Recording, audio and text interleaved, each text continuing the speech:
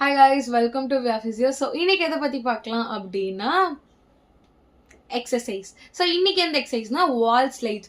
வால் slides மோஸ்ட்டாக எதுக்கு use பண்ணுவாங்கன்னா நம்மளோட ஷோல்டர் ரீஜன் வந்து ஸ்ட்ரென்தன் பண்ணுறதுக்காகவும் ஒரு மொபிலிட்டி எடுத்துகிட்டு வரதுக்காகவும் யூஸ் பண்ணுவாங்க. அண்ட் பாஸ்டரை வந்து ஃபிக்ஸ் பண்ணுறதுக்காகவும் யூஸ் பண்ணுவாங்க. ஒன்றும் இல்லை, சிம்பிளாக நான் உங்களுக்கு கீழே போடுறேன், பட் போய் செவத்தில் சாஞ்சிட்டு உங்களோட ஃபுல் ஸ்பைனையும் அதில் ஒட்டுற மாதிரி பார்த்து கால் கொஞ்சம் ஃப்ரண்ட்டில் வச்சுக்கோங்க.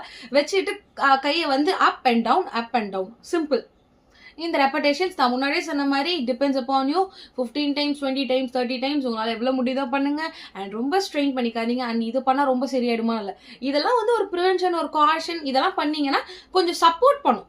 உங்களோட மொபிலிட்டிலேருந்து ஷோல்டர் பாஸ்டர் ஃபிக்ஸ் பண்ணுறதுலேருந்து எல்லாமே உங்களுக்கு சப்போர்ட் பண்ணும். ஸோ இது போய் வால் ஸ்லைட்ஸ்ன்னு சொல்லுவாங்க.